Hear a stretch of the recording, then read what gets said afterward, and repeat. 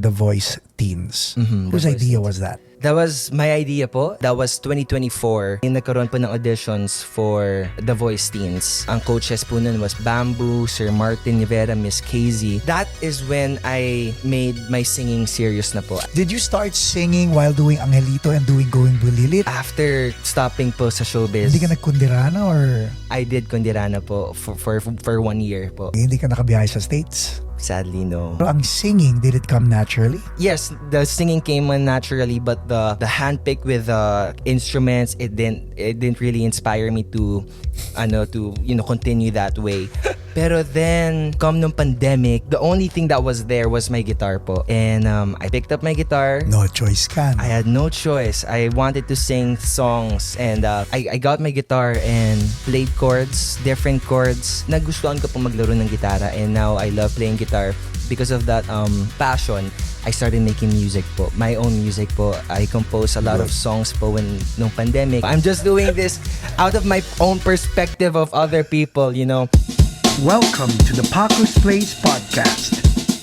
This episode is brought to you by Leo Bato and Associates and ME Aesthetics Lasers and Beyond. And the podcast will begin in 5, 4, 3, 2, 1. Ladies and gentlemen, live at Paco's Place, Thor. Salamat po. Hello everybody. I really po. Okay, Paco, hello po. 19. Indeed, yes sir. 19. Yes sir. Why are you doing this? Why are you in showbiz? Well, originally po, I was born here po sa Long Beach, and then when I was here po, I started watching kasi we all have TFC at home. Okay. We've been watching, so I see TV shows, specifically Going Bulilit. I watch them, and ASAP, I see the ASAP pros, I see singers and everything. So parang na-inspire ako to do what they do as well. How old were you? I was 3 years old when I started watching the TFC. 3 years old, you already know what you want to do. Yes, I said, Papa, I wanna do that. Papa is Joseph, no? Yes, Papa. Okay. Shout out, Joseph. Shout out. Okay, go. And then po yun, when I was 4 years old, we decided to fly, going to the Philippines Why? with my dad, to hopefully get to go on an audition po for Going Bulilit. Okay, so at 3, you wanted to do this. At 3, you were able to express this to your dad. Yes, and my mom then And your po. mom. Yes po. And both of them said, "Oh, sige, let's try it." Yes, actually yung mom ko po, she was a little bit hesitant because it's not a promise po when I go Of to course. the Philippines. Speak closer. Bring the mic okay. closer. Bring the mic closer. Yan, it's not promise nga po na, there will be something for me back in the Philippines. So, then we gave it a try. Me and my dad gave it a try. Kami lang po yung umuwi ng Pilipinas. And then I auditioned for this show, Star Circle Kids Quest. And I didn't have any talent. I cannot sing. I cannot dance for my sake. But You cannot act. yeah, I cannot act as well. Pati bulol pa po ako nun. Kasi dito nga... Marunong ka mag-Tagalog. No, hindi pa po. Well, nung nasa aeroplano po kami, tinuturuan po ako ni Papa that same time. But then, yun, I tried my best. Feeling ko nadaan ko sila sa pagiging cute. At yun, right now... Wait, tinanggap ka? Opo, natanggap po ako sa Okay. Star Circle Kids. And I Okay. reached the grand finale. I was in the winner. Kasi pang mananalo po dapat ng Star Circle Kids, dadalhin po nila sa Going Bulilit. Okay. 1 girl and 1 boy. Okay. And then I wasn't able to win the show, but I was fortunate enough po to be handpicked po by the production to be in Going Bulilit po. Oh. Kasi same po sila ng production po ng Going Bulilit. So, and- nag-going bulilit ka? Yes po. For how long? For 4 years, yes? 4 years or 5, yes sir. So, from your 4th birthday until bago ka mag-10, Yes andun po. ka? Andun po ako sa Going Bulilit. Sino naging girlfriend mo ng mga panahon na yun? Ay, naku po. Marami. Ay, hindi. Joke lang. Hindi, Sir Paco. Hindi ba? Joke lang po. Bata pa po tayo. Bata pa po ako noon. Okay. So, 9. Tapos, what was the goal? What did you learn from 4 to 9? Were you in school? I was at school po. Nababalance ko pa po yung school po noon. But then, come when I was in grade 2, Saan ka nag-aral? sa Lasal Green Hills po. Praise God. Lasal Green Hills. The Okay. Green Archers. Yes. So, alam na this, guys. Kaya ko lang Patatawarin ko tong batang to dahil pareho kami ng alma mater. Kaya, okay. Sige. Tuloy. Thank you. Animo Lasal. Go. And yun po, come to when I was grade 2, doon na parang serious na po yung schedule. Kailangan i-focus ko na po yung studies ko. Then I stopped my acting po. Actually, nag-ano pa po ako. Habang nag-Angelito nag-going bulilit po ako, I was also at Angelito Batang Ama. I played Junjun, yung anak po ni JMD Guzman and Shari Pineda. So then, yun, when I was in grade 2, I focused on my studies first. I dropped everything po when I was in nung nasa ABS-CBN ako to focus on my studies. How did it feel? How did it feel? I think I just come to realize that that was the best decision that we made, me, my father made, and of course my mom. Dahil I'm glad that I got to experience po my childhood, the right childhood pa with, I had friends, schoolmates. Sir, yes. Oh wow, everybody loved that, huh? Oh, hindi, because ito, dahil messed up That's na bata because tinuloy nila. Yes po. And yung mga tatay nila, imbes na sabihin na dapat mag-aral, Yes. 'di ba? Parang sige, sayang naman yung Right pera. po, tama po.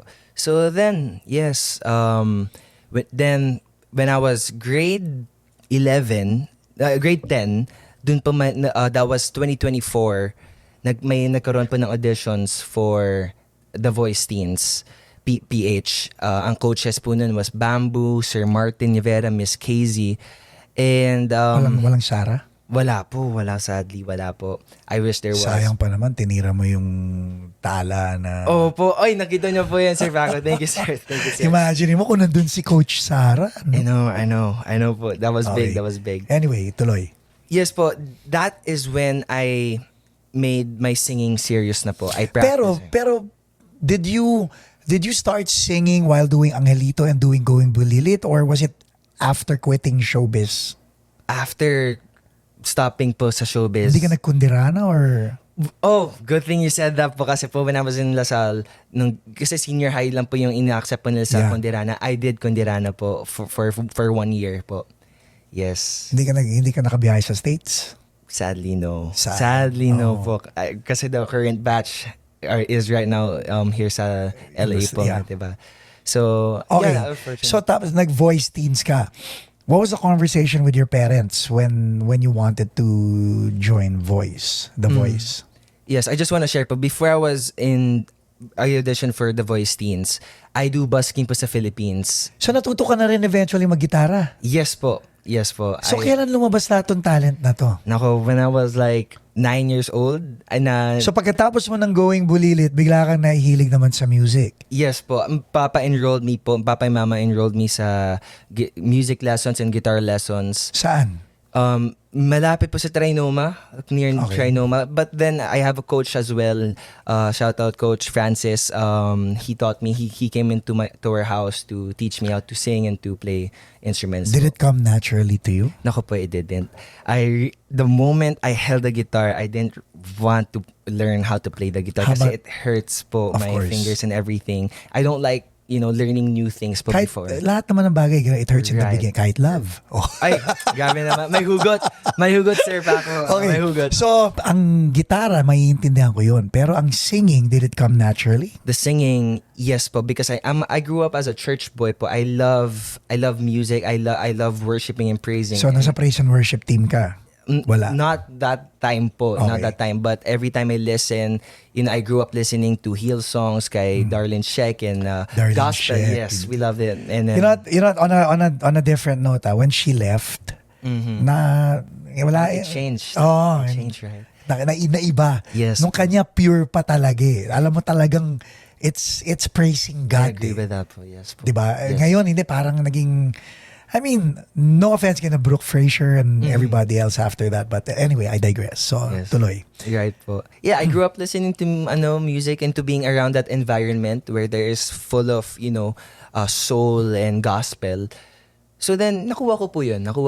And us Filipinos, di ba? We love singing. Who doesn't love singing? So kapag may karaoke, Tuloy. tuloy, we sing. And dun po, yes, the singing came naturally, but the handpick with the instruments, it didn't really inspire me to continue that way. Pero then come nung pandemic, the only thing that was there was my guitar po. And I picked up my guitar. No choice ka, no? I had no choice. I wanted to sing songs. And one day I got my guitar and played chords, different chords. Kumu. Opo. Hindi Hindi po nagkumu, hindi ako nag-live. You know what? I missed that po. That Ngayon po I do opportunity. TikTok live eh. Okay. Pero dati kumu was Grabe big. yun, di ba? That was, everything was Yeah. there. PBB was there, Yeah. di ba po? Pero yeah, I wasn't able to get that opportunity.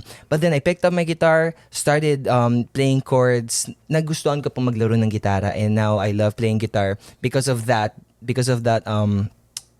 passion.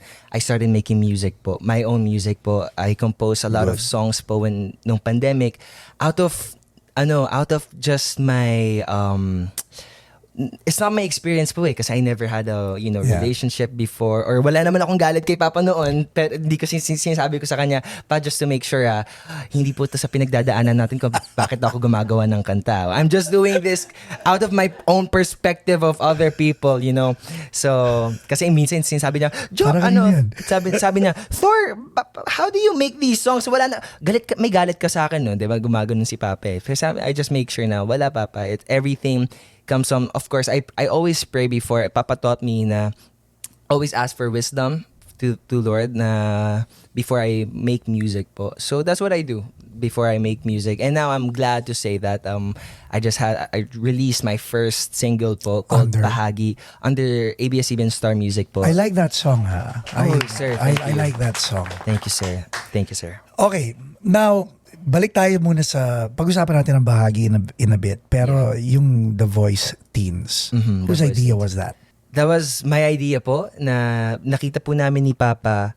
We were looking really for a lot of opportunities po kasi gusto ko na po talagang bumalik for sing. And I think when I was 17, that was the best time to come back at show business po talaga, kasi parang mas balanced na po yung school, mas kaya parang there's time now.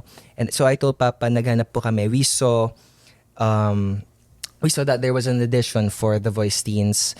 So I lined up and auditioned for The Voice Teens. Grabe po yun, naalala ko po yun. We came there 7 a.m. and it was already a long line po. In the middle of the sun po.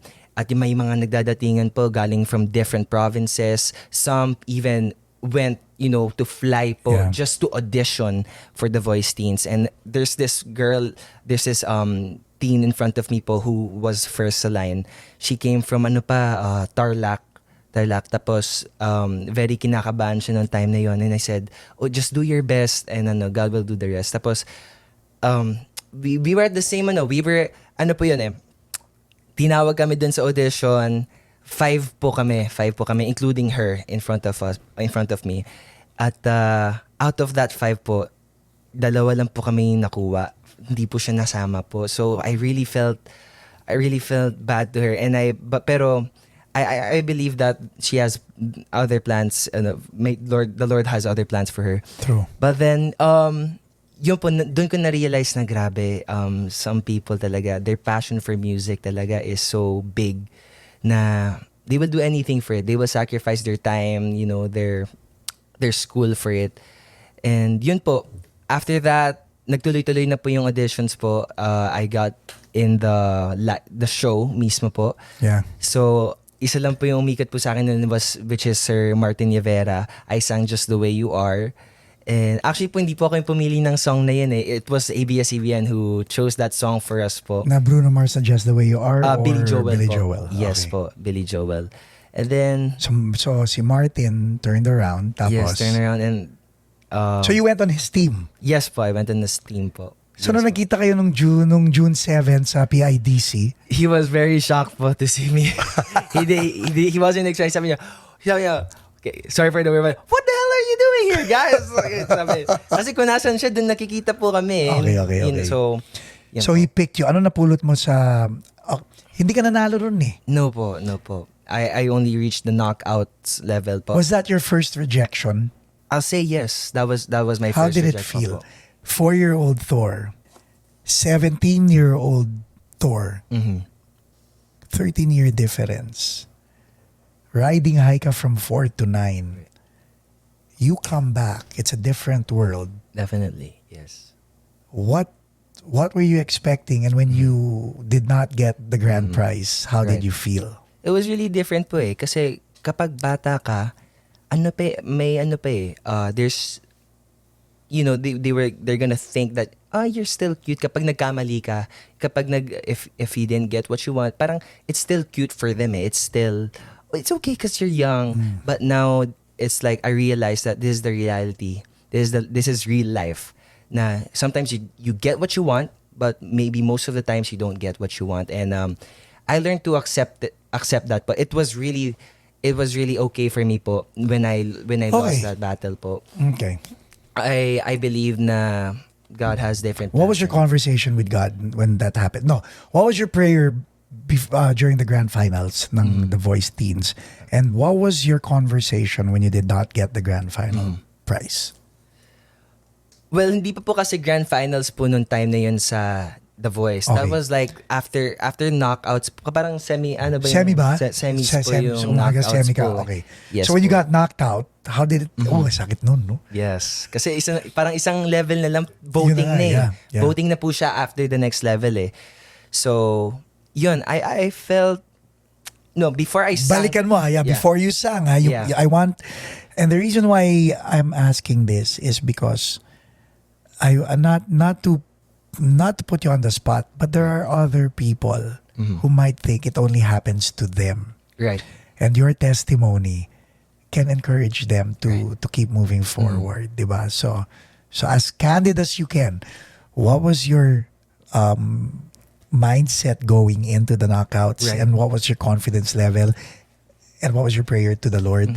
And then after what happened, what was your conversation with God and with your parents? Yon. Before I stepped into the knockout rounds po talaga, I really wanted to sing Tala. It was really in my repertoire na. And I had my version to it. I sent them my version to it. But Slow. Yes, slow. But Coach Casey Tandingan, she wanted a different version. And then at 3 a.m., I think, kasi we have our own vocal coach din po sa The Voice 10 eh. Coach Casey sent her own version which she sang, and Kuya TJ guitared po, Kuya TJ Monterde. Sinend niya po dun sa vocal coach ko, and that day na lalaban na po ako, dun ko lang po napakinggan po na, ito pala yung gusto sa akin na, no. So I really like that version of Coach Casey, and which I tried to do. So sabi ko, before I hit the knockout round, sabi ko, okay, whatever Coach Casey want me to, kung paano gustong pakanta sa akin ni Coach Casey to, that's how I'll try to sing it. I'll try to do this as clean as possible, as perfect as possible. Less than 24 hours to, ha? Less than 24 hours Okay. po. So then, yun po. I stepped on stage. I sang it the way I wished Coach Casey want me to sing it. And then, sabi ko, after that, I really felt relieved po talaga after singing the song. Kasi Relief? Why? I just really told myself na I just wanted to sing this song as clean as possible. Kasi this is gonna be on YouTube the whole time. So if people will watch it, at least it's clean. It's di ba po? So yun po, I was relieved. But then they will be announcing who the winner of the knockouts. I was really hoping it was me. I felt like I had a good fighting chance because I was battling with 3 girls. Ako lang po yung lalaki. Actually, sa buong Team KZ, nung knockouts round, ako lang po yung lalaki. So I felt like, okay, I think Coach KZ needs, something different naman eh. So I'll do my best. I hope na makuha ko yung spot. And then, yun po, I was just prepared kung sinong tatawagin ni Coach KZ. But then she didn't call me. So I was, thank you. I was straight thankful kay Lord talaga po after that, and of course to Coach KZ. As much as I wanted to be in that spot, I understood why she made that decision po. Why?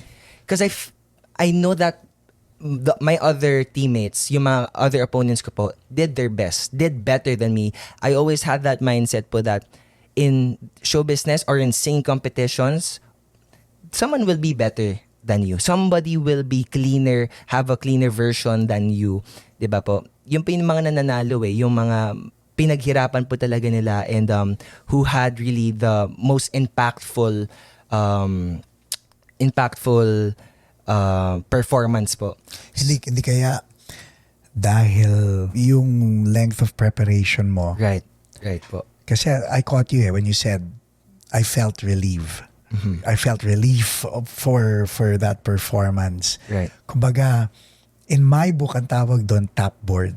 Diba lang hindi ko madunk, maitap ko lang yung kamay ko sa board. Right. Masabi ko lang na itap board ko na hindi ako nagkamali. Think about it. Yes, I understand. Kasi may version ka eh. Yes, meron po. kang pinaghandaan na version. Yes po. But then, O sige, hypothetical. Total, ako lang magkaka-content na ganito, guys. Kung kinanta mo yung version mo, what could have happened? I'm pretty sure you had this conversation with your dad or yourself or someone else. Spill it! honestly, Sir Paco, I'll tell you, Sir Paco. Yes, that's true. That I've been practicing my version of Tala. I even sang it nung rehearsals when I was in the studio sa ABS-CBN, yung version na gusto ko po. But honestly, I'm gonna tell you the truth po. I did say to Papa na, Papa, sayang if I sang this version, yung version na gusto ko, I would have won. I didn't say that to Papa. I really did Kaya not. kanino mo sinabi? No one po. No one talaga. Promise. Wala po. may gusto kang ilabas sa akin, ha? Talaga, Sir Paco, ha? No. Hindi yun, ha? Kasi, think about it, eh. At some point in your life, Thor, you'll have to stand up for yourself. That's true, yeah. Okay? You'll have to take ownership, eh. Right. Wouldn't it be nice to have failed on your own merit? You know what I'm Yes, saying? understand. I mean, this is a lesson that other people, teenagers and people your age are listening to, eh, di ba? Na you have no one to blame. Right. Well, again, you have yourself to blame pa rin. Right. Pwede ka naman hindi makinig, eh. Pwede ka naman to do it your way. yeah, Diba? Right? Diba? Yeah. Paninindigan mo. So anyway, what was the lesson? The lesson was, I think, it taught me how to, dahil ang industry po kasi, it's fast. Showbiz is fast. So, anything can happen at the same time po. You know, it's a busy schedule. So, I learned how to learn fast. How to learn quick. Na kapag may ibigay na song, you do your best to actually memorize the song and to know the song. Diba po? Kasi, you cannot tell them na, ay, wait lang po, kasi, Right. you know, I'm doing this, I'm doing that. Eh, ito yung pinasukan mong industry, eh. So, and people, you know, are paying you to do this, eh. So, you have to give the expectations. You have to show that, you have to show the expectations that they expect you to do, diba? And that is to give your best and to give a Correct. perfect, you know, show, diba? Performance. And that's what I learned po. To learn quick na matutong makinig po and to, you know, to memorize things, you know, quickly. Yung babota tayo sa bahagi. Maganda yung lyrics nun. Ang ganda ng Thank you chorus. po. Thank you. Ang ganda ng chorus nun. Sabi ko, uy, maganda yung hugot nito. Can you recite do you remember the lyrics to your song? Recite the chorus. Yung part na bahagi. Kasi ang galing eh. Kahit saan aspeto eh. Gusto mo maging bahagi nun eh. Correct. But say it to I'll just our recite audience. it. Yeah. So, it's tiwala lang sa akin, hindi ka na maliligaw, ako'y palaging nakatanaw. Kaya kapit lang, hindi mo nakalimutan ka na, kapit lang sa akin, saan man tayo mapadpad, tayo'y laging bahagi. Diba? Yes po. Okay. Who wrote that song? I myself po. Yes po, ako po. Oh, sige. Para kanino? For the people who's gonna listen to it po. I really didn't do it for anyone po. So may kabahagi ka na ba ngayon? Wala pa? No po, wala po. No, I mean, bahagi ko po yung family ko po, yung my Yes. mom and my dad and my Yes. brother. But right now, if we're talking about romantically, wala po. Okay. Itong podcast na to, I wish it could be longer. But when you come back to the States, because you're leaving na rin eh, di ba? Yes, When you come back to the States, come back to my podcast ha. I would love to. Marami pa tayo pag-usap. May utang ka sa akin eh. Yes po. So, Pasensya. so Pa! pag-usapan natin, i-promote mo ang bahagi because people need to hear this dahil it's true eh. And like ngayon, ang kabahagi mo is your brother and your parents. Yes, Okay? And later on, that pie will be sliced into more pieces as you grow older.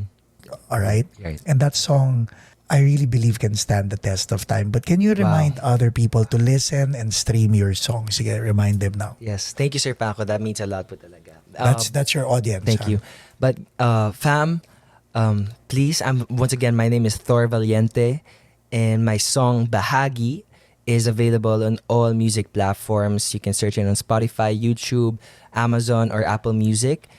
It's a song. It's a kundiman song that can really mend your heart.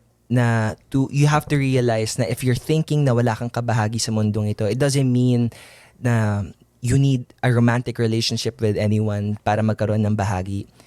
Your family is there for you, and if you God. Exactly, I was going there na if you even think that your family isn't your bahagi, it's God who's your bahagi. You can't if you can't see him, you can't hear him, but he's always with you. He's always with you. So, we all have bahagi in our lives. So I hope you listen to Bahagi. Nice. Alam nyo na, we'll post the link also in the description para at least you guys can do it. So, nagsistream na ba to sa streaming platform o sa YouTube pa lang? Yes po, sir. Okay, good. All streaming platforms Okay. po, sir. So, your last name is really Valiente, right? Yes po. Now, trivia, before I was born, that was my name. First name. First name. Alam ni Kuya JJ yun. Oh, wow. That was my name, Valiente. Oh, wow. Yeah. And then, nung pinanganak ako, iyak ako ng iyak. Sabi ng tatay ko, mukha bang Valiente yan? Mukhang iyakin yan eh. Huwag na natin pangalanan ng Valiente. Anyway, yung Thor is short. Saka pinanganak? Torrance. Hindi, saka pinanganak? Long Beach. Long Beach. Pero I grew up po sa Torrance, Okay. California. So my dad got that name from the place from Torrance po. So yun po yung naging name. Paano kung pinangalan kang Long Beach? Yun lang. Parang may problema dun po. Ladies and gentlemen, Thor Valiente! Thank you guys. That means wow. Let's go. Huli ka, Balbon. Don't forget to like, to subscribe. Don't forget to follow Thor on social media. Thank you. And stream his songs. Thank you very much, Joseph. Thank you very much, Imelda Bossing. Thank you, Sir Paco. Thank you, Thor. Thank you po, guys. God bless. Thank you. God bless.